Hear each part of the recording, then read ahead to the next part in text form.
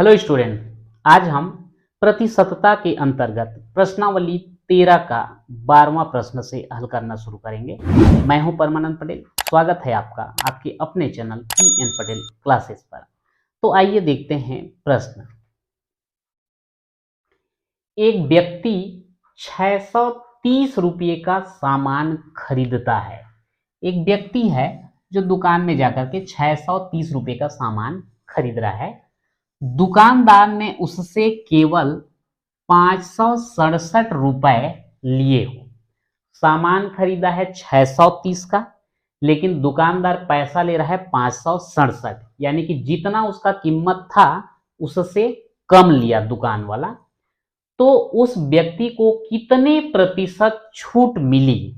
अब निश्चित रूप से जितना रेट होता है उस रेट से, उस कीमत से कम में अगर हमको सामान मिल रहा है, इसका मतलब दुकानदार हमको छूट दे रहा है। तो वो छूट कितना मिला, उसका प्रतिशत जो है हमको ज्ञात करना है। तो यहाँ पे सीधा सीधा हम ये कर देते हैं, पहले ज्ञात कर लेते हैं छूट। कीमत कितना था? 630। दुकानदार को दिए कितना? 567। तो 630 में 567 को हम घटा दें तो कितना छूट मिला ये पता चल जाएगा। यहां से उधार लो, ये हो जाएगा 10। 10 में 7 घटाओगे 3। अब यहां बच गया 2। यहां से उधार लोगे 12। 12 में 6 घटाओगे 6। अब यहां बचा 5, कैंसिल। यानी कि उसको जो है छूट कितना मिला है? 63 रुपए जो है छूट मिला है। ये 63 रुपए जो छूट मिला है, कितने रेट पे मिला? 630 के रेट में मिला है। अगर भिन्न के रूप में हम लिखना चाहें तो उसको हम क्या लिखेंगे? 63/630। 630 में 63 रुपए छूट, तो इसको हम 63/630 लिखेंगे। अब इसका प्रतिशत ज्ञात करना है तो गुणित जो है 100% कर देंगे।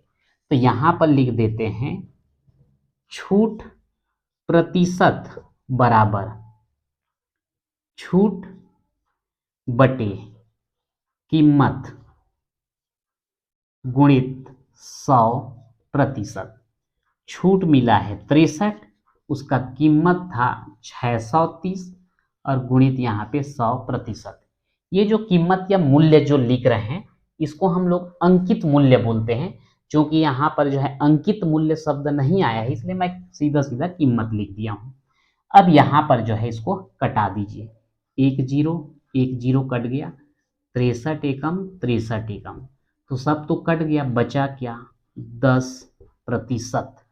तो यहां पर हम क्या लिखेंगे? अतः उस व्यक्ति को 10% छूट मिली, और यही जो है हमारा आंसर हो जाता है। नेक्स्ट क्वेश्चन देखते हैं। किसी संख्या का 75% 600 रुपए है तो वह संख्या ज्ञात कीजिए। अब वो संख्या कौन सा है ये हमें नहीं पता, तो हम उसको मान लेते हैं। क्या मान लें? मान लेते हैं कि वह संख्या जो है x है। तो यहां पर हम लिख देंगे माना वह संख्या x है। तो हमको नहीं पता, उसी को हम माने हैं x। तो इसका x का 75% किसके बराबर है बोल रहा है? 600 रुपए के बराबर है। तो यहां पर हम लिख देंगे x गुणित 75% को लिखेंगे 75/100 बराबर कितना? 600। अब यहां पर हम इसको कटाना चाहे तो कटा सकते हैं। 25 दिया 75 और 25 चौक 100। अब ये x बराबर क्या होगा? 3 का गुणा हो रहा था उधर जाके भाग, 4 का भाग हो रहा था उधर जाके गुणा हो जाएगा। तो ये 600 गुणित 4 बटे आ जाएगा 3। 3 एकम 3, 3 दूनी 6, 3 शून्यम 3 शून्यम। तो इस प्रकार से x बराबर कितना हो गया? 200 गुणित 4, यानी कि x बराबर कितना आ गया? 4 दूनी 800 रुपए। तो वहां पर जो है तो लिख देंगे वह संख्या 800 है, और यही हमारा क्या हो जाता है, आंसर हो जाता है। नेक्स्ट क्वेश्चन देखते हैं। बैंक में एक व्यक्ति ने 5,000 रुपए जमा कराए। कुछ वर्षों के बाद उसे 6,000 रुपए मिले। जमा किया था 5,000, मिल रहा है 6,000, 1,000 एक्स्ट्रा। तो उसके धन में कितने प्रतिशत की वृद्धि हुई? अब जमा किया है 5,000, मिल रहा है 6,000, तो वृद्धि कितना हुआ? 1,000। तो यहां पर हम लिख सकते हैं, सीधा सीधा लिख देंगे धन में वृद्धि 6,000 मिल रहा है, जमा किया था 5,000, घटा दिए तो आया 1,000 रुपए, जो कि उसके धन में वृद्धि है। वृद्धि प्रतिशत बराबर हो जाएगा वृद्धि बटे, अब यहां पर वृद्धि बटे लिखूंगे तो फिर थोड़ा सा कंफ्यूजन होगा, मैं डायरेक्ट लिखता हूं। वृद्धि कितना हुआ है? 1,000, कितने पर? 5,000 पर, गुणित 100%। ये तीनों जीरो कट गया, 5 एकम 5, 5 दूनी 10 और 5 शून्य 0, और इस प्रकार से कितना आ जाता है? 20%। तो उसके धन में कितने प्रतिशत की वृद्धि हुई? तो यहां लिख देंगे उसके धन में 20% की वृद्धि हुई, और ये जो है हमारा आंसर हो जाता है। अगला क्वेश्चन है, किसी कक्षा की दर्ज संख्या 40 है, इनमें 36 लड़के उत्तीर्ण हो गए हों, तो उत्तीर्ण एवं अनुत्तीर्ण का प्रतिशत ज्ञात कीजिए। कुल दर्ज है 40, 36 उत्तीर्ण हो गए, तो 4 कैसे होंगे? अनुत्तीर्ण। 40 में 36 घटा दो, 4 जो है अनुत्तीर्ण हो गए। तो यहां पर हम इसको लिख सकते हैं कुल दर्ज बराबर 40, उत्तीर्ण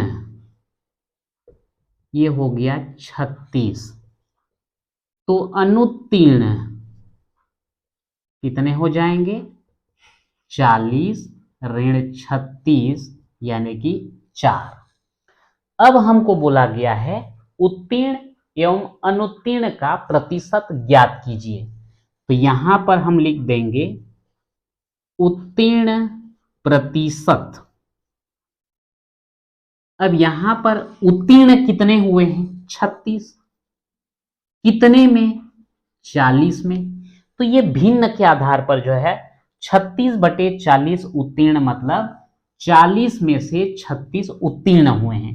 प्रतिशत निकालना है तो गुणित 100% कर दीजिए, ये कट जाएगा, ये कट जाएगा, 4 एकम 4 और 4 निया 36, तो ये हो गया 9 गुणित 10%, यानी कि 90% जो है उत्तीर्ण का हुआ। उसके बाद अगर हम अनुत्तीर्ण प्रतिशत देखते हैं, तो अनुत्तीर्ण प्रतिशत बराबर हो जाएगा, अनुत्तीर्ण कितने हुए हैं? 4, कितने में? 40 में, गुणित 100%। तो यहां पर 1 0 कट गया, 4 एकम कट गया, तो कितना बचा? 10%। तो इस प्रकार से अगर हम उत्तीर्ण प्रतिशत देखें तो 90 है, अनुत्तीर्ण प्रतिशत देखें तो 10% है। अगला क्वेश्चन देखते हैं, किसी गांव में 90% व्यक्ति साक्षर हैं। यदि उस गांव की जनसंख्या 1,600 है, तो साक्षर एवं निरक्षर की संख्या ज्ञात कीजिए। 90% जो है साक्षर बोला जा रहा है, और जनसंख्या दिया गया है 1600। तो 1600 का 90% अगर निकाल दिया जाए हो जाएगा साक्षर। अब जितने साक्षर हैं उनको टोटल में माइनस कर दें तो निरक्षर, या ऐसा भी कर सकते हैं 90% साक्षर हैं तो 10% निरक्षर होंगे। तो ये कुल जनसंख्या का 10% निकाल देंगे तो हमको निरक्षर मिल जाएगा। तो दोनों में अलग अलग परसेंटेज निकालने की आवश्यकता नहीं है, एक का परसेंटेज निकालेंगे और दूसरा जो है ज्ञात करने के लिए पूरे में उसको हम माइनस कर देंगे। तो आइए देखते हैं, यहां पर ये हो जाएगा कुल जनसंख्या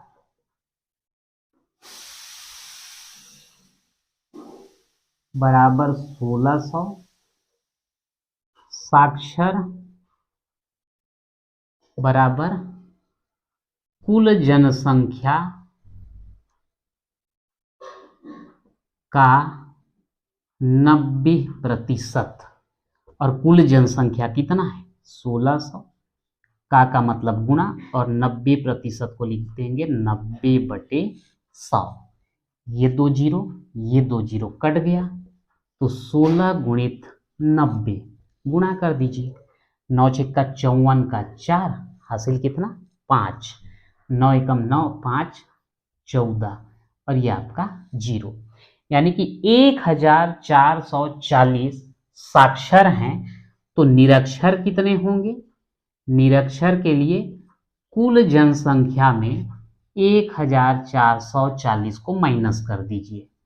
तो 1600 में हम 1440 को माइनस करेंगे तो ये आपका 0, 10 में 4 घटाएंगे 6, अब यहाँ बचा 5, 5 में 4 घटाएंगे 1 और ये कैंसिल, तो ये कितना हो गया 160। तो यहाँ पे लिख सकते हैं अतः साक्षर बराबर 1440 और निरक्षर बराबर 160, और ये जो है आपका आंसर हो जाता है। तो इस प्रकार से जो है आपका प्रश्नावली 13 और साथ में ये चैप्टर जो है कंप्लीट होता है। यदि आपको वीडियो पसंद आता है तो लाइक और शेयर जरूर करेंगे और हमारे चैनल को सब्सक्राइब जरूर करेंगे। तो आज के वीडियो में इतना ही, मिलते हैं नेक्स्ट वीडियो में।